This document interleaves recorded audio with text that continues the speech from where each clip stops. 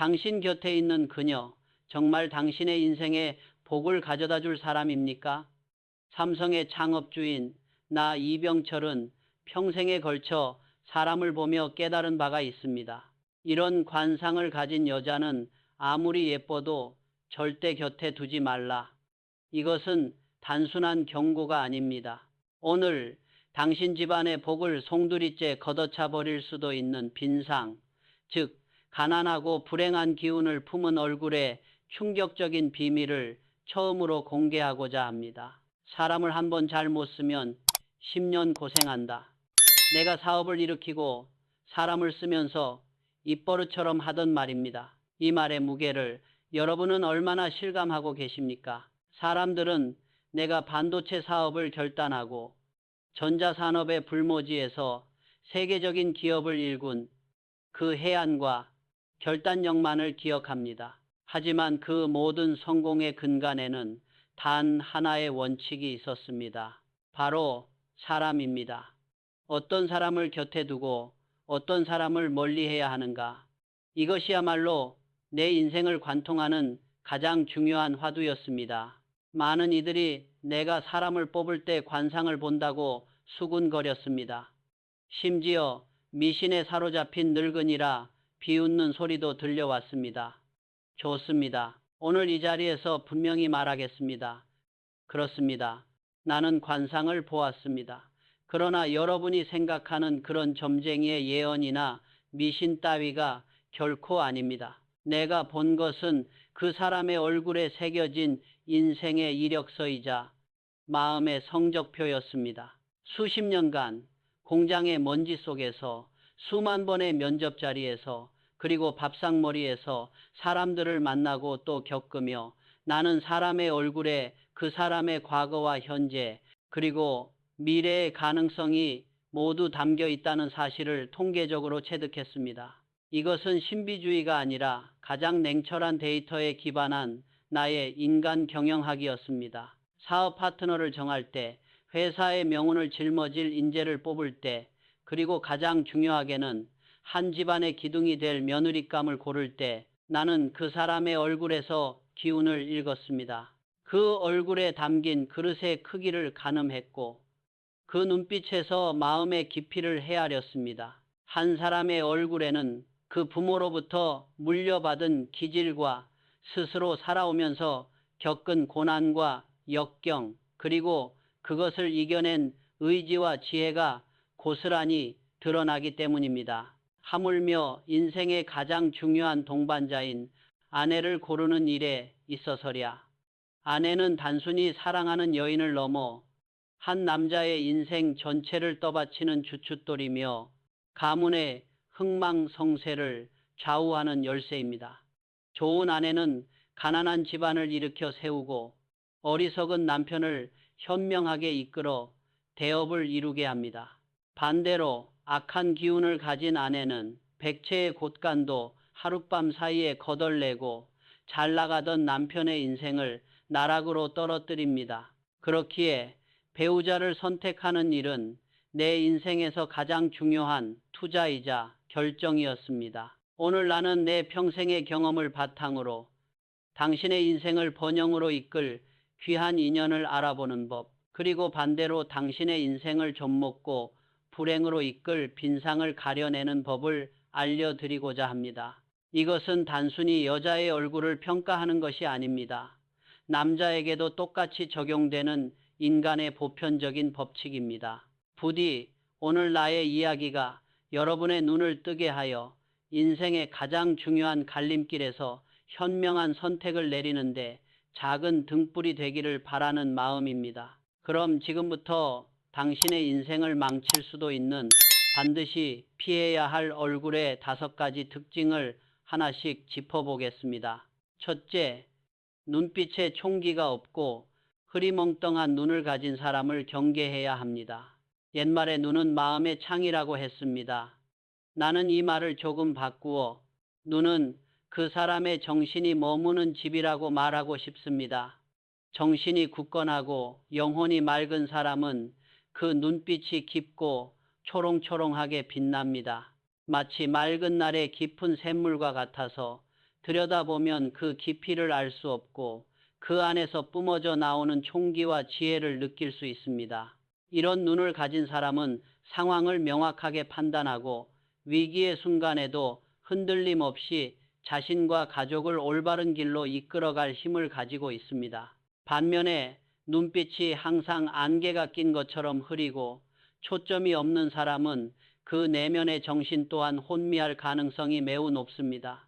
이런 사람은 삶에 대한 뚜렷한 목표나 의지가 부족합니다. 좋은 시절에는 그럭저럭 주변에 휩쓸려 살아갈 수 있겠지만 인생의 거친 파도가 몰아치는 순간 그들은 가장 먼저 방향을 잃고 표류하게 됩니다. 판단력이 흐려 사소한 유혹에 쉽게 넘어가고 눈앞의 이익에 급급하여 더 큰 것을 잃어버립니다. 이런 사람을 인생의 동반자로 삼는다는 것은 안개 자욱한 밤바다에 등대 없이 조각배를 띄우는 것과 같이 어리석고 위험한 일입니다. 그들은 당신을 구원하는 것이 아니라 당신의 손을 붙잡고 함께 깊은 물속으로 가라앉을 것입니다. 내가 신입사원 면접을 볼 때의 일입니다. 나는 늘 서류 심사를 통과한 인재들을 직접 만나는 것을 원칙으로 삼았습니다. 하루는 수십 명의 젊은이들이 내 앞에 줄을 서 있었습니다. 모두가 소위 말하는 인류대학을 나온 번듯한 이력서를 가진 인재들이었습니다. 그런데 유독 한 청년이 눈에 띄었습니다. 그의 이력서는 누구보다 화려했습니다. 수석 졸업의 외국어는 서너 개를 능숙하게 구사하고 자격증도 여러 개를 갖추고 있었습니다. 함께 면접을 보던 임원들은 모두 그를 탐내는 눈치였습니다. 내 차례가 되어 그 청년에게 질문을 던졌습니다. 자네는 우리 회사에 들어와서 무엇을 하고 싶은가? 그는 막힘없이 미리 준비해온 모범 답안을 유창하게 쏟아냈습니다. 그의 말은 논리 정연했고 목소리에는 자신감이 넘쳤습니다.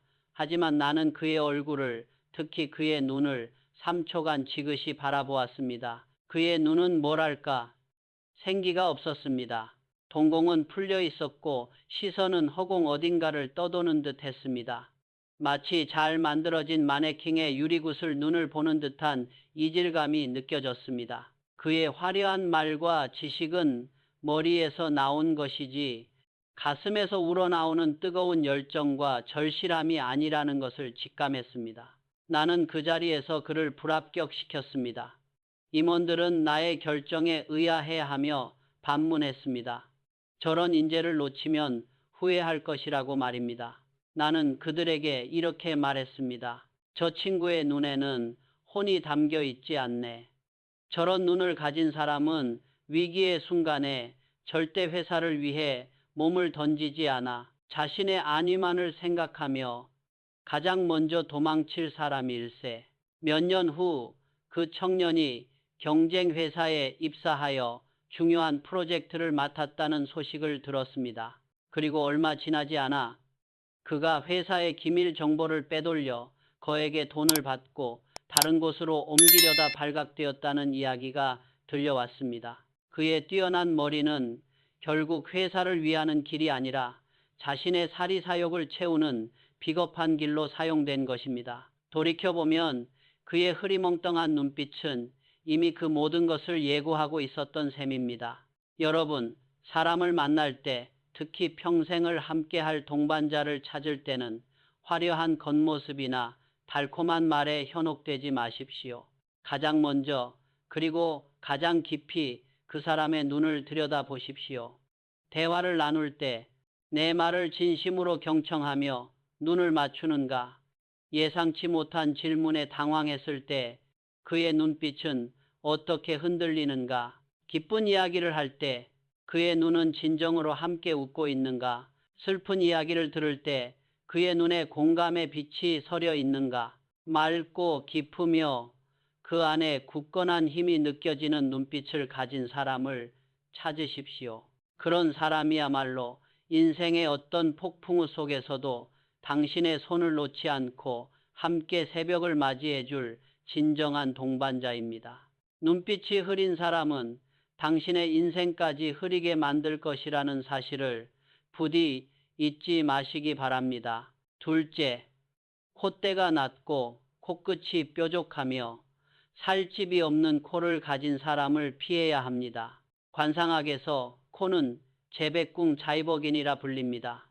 말 그대로 재물과 금전운을 관장하는 자리라는 뜻입니다. 하지만 나는 코가 단지 재물만을 의미한다고 생각하지 않습니다. 코는 그 사람의 자존심이자 삶을 이끌어가는 굳건한 의지, 즉 주체성을 상징하는 얼굴의 기둥입니다. 집을 지을 때 대들보가 튼튼해야 무너지지 않듯 사람의 얼굴 역시 코가 반듯하고 힘있게 솟아 있어야 그 인생이 안정되고 번성할 수 있습니다. 콧대가 너무 낮은 사람은 주체성이 약하고 귀가 얇아 주변의 말에 쉽게 흔들리는 경향이 있습니다. 이런 사람은 자신만의 뚜렷한 소신이나 철학이 없기 때문에 인생의 중요한 결정을 내려야 할 때 우왕좌왕하며 기회를 놓치기 일쑤입니다. 또한 타인에게 의존하려는 성향이 강해 배우자를 끊임없이 피곤하게 만들고 결국에는 함께 동반 하락하는 길로 이끌 가능성이 높습니다. 더욱 경계해야 할 것은 코끝이 칼날처럼 뾰족하고 살집이 거의 없는 코입니다. 이런 코를 가진 사람은 재물이 모이지 않고 물처럼 새어나가는 상입니다. 돈을 버는 능력과는 별개로 들어온 재물을 지키고 관리하는 능력이 현저히 떨어집니다. 허영심이 많아 씀씀이가 헤프거나 이기적인 성품 탓에 주변 사람들에게 베풀지 않으니 복이 쌓일 틈이 없습니다. 성정 또한 까다롭고 날카로워 사소한 일에도 쉽게 화를 내고 타인의 단점을 비판하고 공격하기를 즐깁니다. 이런 사람과 함께 살면 집안의 온기가 사라지고 하루하루가 살얼음판을 걷는 듯 불안하고 위태로울 것입니다. 코끝은 그 사람의 마음 씀씀이를 보여주는 곳입니다. 코끝이 두툼하고 둥근 사람은 마음 역시 너그럽고 인자하여 주변 사람을 편안하게 하지만 코끝이 뾰족한 사람은 그 마음 역시 바늘처럼 날카로워 주변을 찌르고 상처를 입히는 법입니다. 내가 젊었을 적 함께 사업을 시작했던 동업자가 있었습니다. 그는 수완이 좋고 머리 회전이 빨라 사업 초기에는 큰 도움이 되었습니다. 하지만 나는 처음부터 그의 얼굴을 보고 늘 마음 한구석이 불안했습니다. 그는 전형적으로 콧대가 주저앉고 코끝만 날카롭게 솟은 코를 가지고 있었습니다. 아니나 다를까 사업이 어느 정도 궤도에 오르자 그의 본성이 드러나기 시작했습니다. 그는 중요한 계약을 앞두고 늘 다른 사람들의 말에 이리저리 흔들렸습니다. 어제는 이 사람 말이 맞는 것 같다며 계약을 추진하자고 했다가 오늘은 저 사람 말을 듣고 보니 위험 부담이 크다며 발을 빼자고 했습니다. 그의 우유부단함 때문에 우리는 몇 번이나 좋은 기회를 눈앞에서 놓쳐야 했습니다. 결정적으로 회사가 어려움에 처했을 때 그는 자신의 이익만을 챙기기 시작했습니다. 회사의 자금을 몰래 빼돌려 개인적인 용도로 사용하고 나에게는 온갖 거짓말로 상황을 둘러댔습니다. 그의 뾰족한 코끝처럼 그의 행동은 지극히 이기적이고 날카로웠습니다. 결국 나는 큰 손해를 감수하고 그와 동업관계를 정리해야 했습니다. 그 쓰라린 경험을 통해 나는 다시 한번 깨달았습니다. 사람의 코는 그저 얼굴의 중심에 있는 장식품이 아니라 그 사람의 신의와 재물운 그리고 인품을 보여주는 바로미터라는 사실을 말입니다. 그렇다면 어떤 코가 좋은 코일까요? 이상적인 코는 콧대가 대나무처럼 곧고 단단하게 뻗어 있으면서도 코끝과 콧방울에는 살집이 두툼하고 풍만하게 붙어 있는 코입니다. 콧대가 곧다는 것은 그 사람의 의지와 자존심이 굳건하다는 의미입니다. 코끝이 둥글고 살집이 있다는 것은 재물을 담는 그릇이 크고 마음 씀씀이가 넉넉하다는 증거입니다. 마치 잘 익은 마늘 쪽이나 복주머니처럼 생긴 코가 바로 그런 코입니다. 배우자를 고를 때 상대방의 얼굴을 옆에서 한번 보십시오.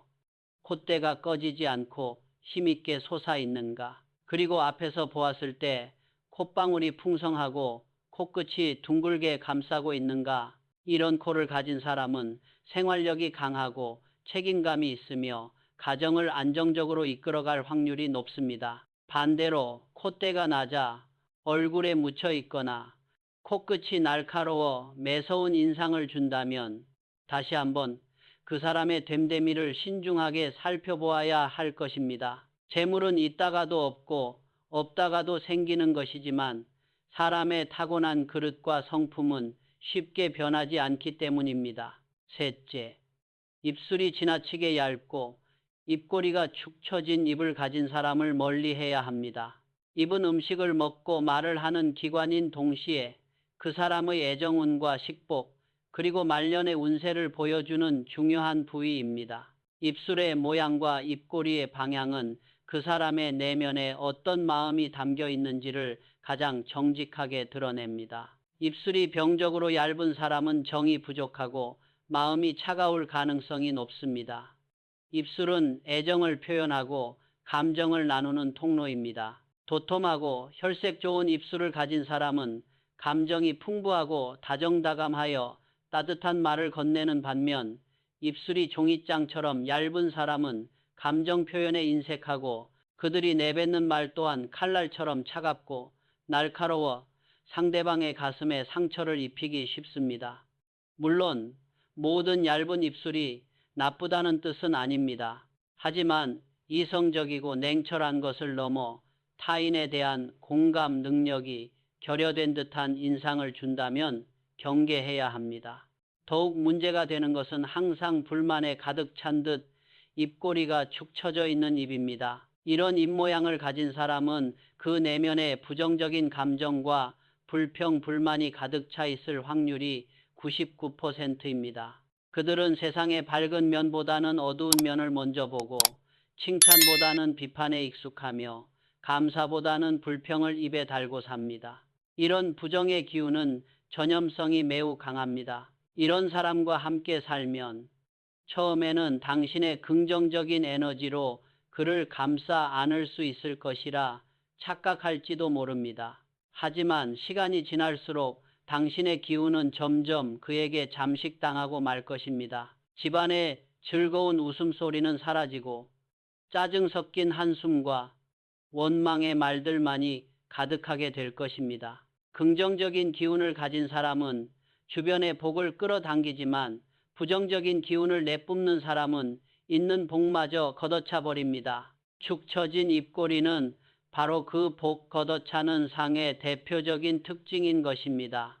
나는 며느리감을 볼 때 학벌이나 집안 배경보다도 그 아이의 인상을 가장 중요하게 보았습니다. 아무리 아름다운 얼굴이라도 인매가 사납거나 입꼬리가 처져 있으면 마음이 가지 않았습니다. 오히려 약간은 투박해 보여도 입술이 도톰하고 입꼬리가 살짝 올라가 있어 늘 온화하게 미소 짓는 듯한 인상을 주는 아이에게 마음이 끌렸습니다. 한 번은 중매로 만난 처자가 있었습니다.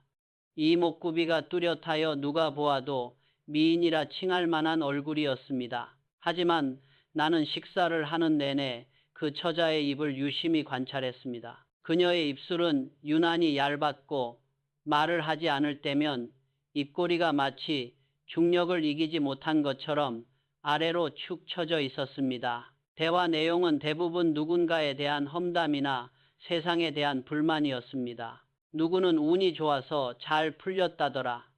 세상은 너무 불공평하다. 와 같은 부정적인 말들이 그녀의 얇은 입술을 통해 쉴 새 없이 흘러나왔습니다. 나는 그 만남 이후 주선자에게 정중히 거절의 뜻을 전했습니다. 주선자는 저렇게 예쁜 아이를 왜 마다하냐며 나를 이해하지 못했습니다. 나는 그에게 말했습니다. 저 아이의 입에서는 감사와 긍정의 말이 나오지 않소. 저런 마음으로 어찌 한 가정을 화목하게 이끌고 자식을 바르게 키울 수 있겠소. 얼굴이 예쁜 것은 3년 가지만 마음이 고운 것은 평생을 가는 법이요. 훗날 들은 소식에 의하면 그 처자는 부유한 집안에 시집을 갔지만 시부모와의 불화와 남편에 대한 끊임없는 불만으로 결국 얼마 살지 못하고 이혼했다고 합니다. 그녀의 처진 입꼬리는 이미 그녀의 불행한 미래를 예고하고 있었던 것입니다. 여러분, 당신의 연인이나 배우자와 대화할 때 그 사람의 입모양과 말투를 세심하게 관찰해 보십시오. 그 사람이 평소에 어떤 단어를 주로 사용하는가? 긍정적이고 따뜻하며 희망을 이야기하는가? 아니면 부정적이고 차가우며 절망을 이야기하는가? 웃을 때 입꼬리가 시원하고 자연스럽게 올라가는가? 아니면 억지로 끌어올리는 듯 부자연스러운가? 항상 입꼬리가 올라가 있고 입술이 도톰하며 따뜻하고 건설적인 말을 하는 사람과 깊은 인연을 맺으십시오. 그런 사람은 당신의 인생에 샘물과 같은 위안과 태양과 같은 긍정의 에너지를 불어넣어 줄 것입니다. 당신의 입에서 나오는 말이 당신의 인생을 만듭니다. 그리고 당신 곁에 있는 사람의 입에서 나오는 말이 당신의 가정을 만드는 법입니다. 넷째, 이마가 좁고 찌그러져 있으며 잔주름이 많은 이마를 가진 사람을 조심해야 합니다. 이마는 관상에서 하늘의 기운을 받는 곳으로 관록궁, 관록균이라 하여 그 사람의 지성과 사회적 성공, 그리고 초년의 운세를 관장하는 매우 중요한 부위입니다. 넓고 반듯하며 깨끗하고 빛나는 이마는 좋은 부모 밑에서 충분한 사랑과 교육을 받고 자라 그릇이 크고 시야가 넓으며 밝은 미래가 펼쳐질 것을 암시하는 길상지시항입니다. 반대로 이마가 좁고 낮으며 움푹 파이거나 찌그러진 곳이 있고 나이에 맞지 않게 잔주름이 많은 사람은 그 살아온 길이 순탄치 않았을 가능성이 높습니다. 초년에 고생이 많았거나 부모의 복이 부족하여 스스로 모든 것을 개척해야 했을 것입니다. 물론 어려운 환경을 딛고 성공하는 위대한 인물들도 많습니다. 하지만 일반적으로 좁은 이마는 시야가 좁고 단기적인 생각에 머무르는 경향을 의미합니다. 당장 눈앞의 이익에는 박지만 10년, 20년을 내다보는 큰 그림을 그리는 데는 서툽니다. 또한 이마에 어지럽게 흩어진 잔주름은 그 사람의 마음에 걱정과 근심이 가득하다는 신호입니다. 마음이 평온하고 여유로운 사람은 얼굴 전체가 펴지지만 늘 노심초사하고 세상을 비관적으로 보는 사람은 미간과 이마에 그 고뇌의 흔적을 깊게 새기게 됩니다. 이런 사람과 함께하면 사소한 문제에도 전전긍긍하며 불안에 떨어야 하고 더 큰 미래를 향한 과감한 도전을 함께하기 어렵습니다. 그들의 좁은 이마처럼 그들의 인생관 역시 좁고 답답하게 갇혀있기 때문입니다. 나는 삼성의 초석을 다질 인재를 뽑을 때 그들의 출신 학교나 성적만큼이나 이마의 생김새를 중요하게 여겼습니다. 나는 큰 그릇이 될 인재를 찾고 있었고 그 그릇의 크기는 바로 이마에 나타난다고 믿었기 때문입니다. 아주 오래전 공채 1기 신입사원을 뽑을 때의 일입니다. 최종 면접에 2명의 젊은이가 올라왔습니다. 두 사람 모두 학업 성적이 우수하고 면접관들의 질문에도 막힘없이 대답하는 수재들이었습니다. 한 명은 부유한 집안의 자제였고 다른 한 명은 가난한 농부의 아들이었습니다. 서류상으로는 모든 조건이 비슷한 두 사람이었지만 나는 그들의 이마를 보고 이미 마음의 결정을 내렸습니다. 부유한 집안의 아들은 이마가 좁고 낮았으며 젊은 나이에도 불구하고 미간에 깊은 내 천찬자 주름이 새겨져 있었습니다. 그의 대답은 영리했지만 어딘가 모르게 계산적이고 자기 방어적인 태도가 느껴졌습니다. 반면 가난한 농부의 아들은 비록 행색은 남루했지만 그의 이마는 마치 잘 닦아놓은 옥돌처럼 넓고 훤칠했으며 깨끗하게 빛나고 있었습니다. 그의 눈빛은 총명했고 그의 대답에는 세상을 넓게 보고자 하는 기계와 포부가 담겨 있었습니다. 나는 망설임 없이 농부의 아들을 선택했습니다. 주변에서는 집안 배경도 좋고 약삭 빠른 첫 번째 지원자가 회사에 더 큰 이익을 가져다 줄 것이라며 나의 선택을 만류했습니다. 나는 그들에게 이렇게 말했습니다. 당장의 이익을 가져다 줄 사람은 약삭빠른 사람일지 모르지만 회사의 백년대계를 이끌어갈 사람은 이마가 훤칠한 저 친구일세. 저 넓은 이마에 원대한 꿈을 담고 우리 회사를 세계로 이끌 것이야. 나의 예견은 틀리지 않았습니다. 그 농부의 아들은 입사 후 놀라운 성장을 거듭하며 회사의 핵심 인물로 자리 잡았고 훗날 삼성전자의 신화를 이끈 주역 중 한 명이 되었습니다. 반면 탈락했던 그 청년은 다른 회사에 들어가 단기적인 실적에만 급급하다가 결국 무리한 투자로 회사에 큰 손실을 입히고 불명예스럽게 퇴직했다는 소식을 전해 들었습니다. 이마는 그 사람의 하늘입니다. 좁고 어두운 하늘 아래에서는 만물이 제대로 자랄 수 없듯 좁고 주름진 이마를 가진 사람은 그 생각과 포부가 크게 뻗어 나가기 어렵습니다. 당신의 배우자가 될 사람의 이마를 보십시오. 그 이마가 넓고 시원하여 당신의 미래까지 환하게 비춰줄 수 있는 사람입니까? 아니면 좁고 답답하여 당신의 가능성마저 가두어 버릴 사람입니까? 훤하고 깨끗한 이마는 그 자체로 하나의 복입니다. 그것은 좋은 유산과 밝은 지혜, 그리고 넓은 포용력을 의미하는 가장 분명한 신호입니다. 부디 그 신호를 놓치지 마십시오.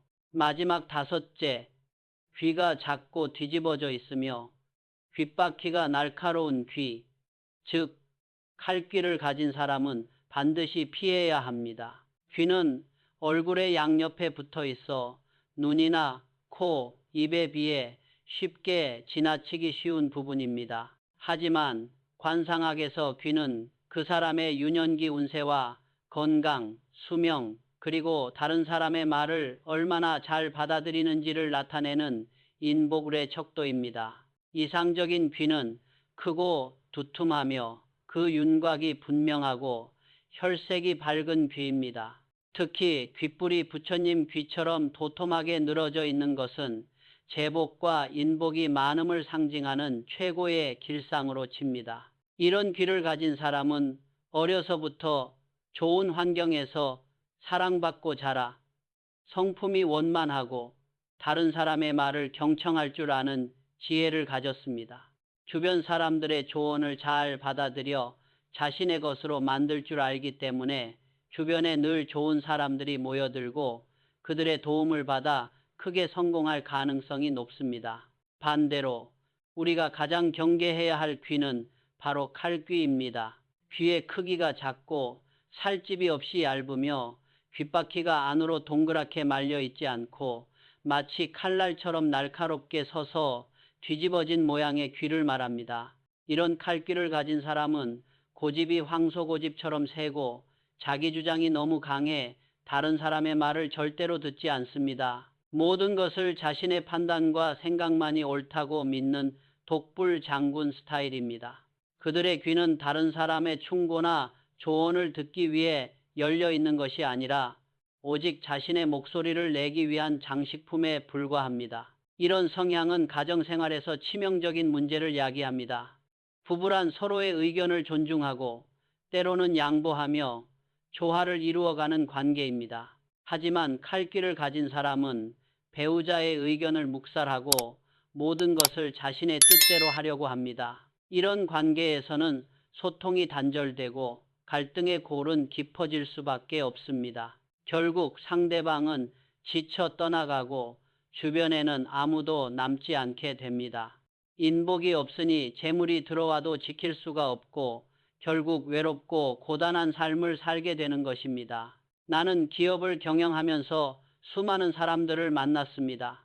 그 중에는 머리가 비상하고 능력이 출중하지만 결국 실패의 쓴잔을 마셔야 했던 이들이 적지 않았습니다. 그들의 실패 원인을 곰곰이 되짚어보면 대부분 소통의 부재, 즉 다른 사람의 말을 듣지 않는 아집과 독선 때문이었습니다. 그리고 놀랍게도 그들 중 상당수가 바로 이 칼귀를 가지고 있었습니다. 한 번은 매우 중요한 신기술 개발 프로젝트를 맡길 책임자를 선발해야 했습니다. 유력한 후보가 2명 있었는데 한 명은 기술적인 능력은 조금 부족했지만 성품이 온화하고 다른 사람의 의견을 잘 수렴하는 사람이었고, 다른 한 명은 그 분야 최고의 천재로 불렸지만 귀가 날카롭게 뒤집어진 전형적인 칼귀를 가진 독선적인 인물이었습니다. 대부분의 임원들은 당연히 천재적인 두뇌를 가진 2번째 후보를 추천했습니다. 하지만 나는 고심 끝에 첫 번째 사람에게 프로젝트를 맡겼습니다. 나의 결정에 모두가 의아해했습니다. 나는 이렇게 설명했습니다. 아무리 뛰어난 천재라도 혼자서는 위대한 발명을 이룰 수 없네. 수많은 연구원들의 아이디어를 듣고 실패를 공유하며 함께 나아갈 때 비로소 성공할 수 있는 것이야. 저 칼귀를 가진 친구는 다른 사람의 목소리를 들을 귀가 없으니 결국 자신의 한계에 갇혀 프로젝트를 망치고 말 것이네. 결과는 내 예상대로였습니다. 책임자가 된 첫 번째 후보는 비록 최고의 천재는 아니었지만 팀원들의 의견 하나하나에 귀를 기울이고 그들의 창의력을 최대한으로 이끌어냈습니다. 결국 그의 팀은 예상을 뛰어넘는 훌륭한 성과를 거두며 신기술 개발에 성공했습니다. 반면 경쟁 회사로 옮겨가 비슷한 프로젝트를 맡았던 칼귀의 천재는 자신의 방식만을 고집하다가 팀원들과의 불화로 프로젝트를 중단시키는 결과를 낳고 말았습니다. 여러분, 당신의 곁에 있는 사람이 당신의 말에 얼마나 귀를 기울이는지 살펴보십시오. 당신이 고민을 털어놓을 때 건성으로 듣는 척하며 자신의 말만 하려고 하지는 않습니까? 당신이 조언을 할 때 그것을 잔소리로 여기고 불쾌한 표정을 짓지는 않습니까? 진정한 소통은 입이 아니라 귀에서 시작됩니다. 다른 사람의 말을 경청하는 능력이야말로 그 사람의 인복과 사회성 그리고 성공 가능성을 보여주는 가장 중요한 지표입니다. 좋은 귀를 가진 사람은 당신의 영혼을 이해하고 보듬어주는 최고의 파트너가 될 것입니다.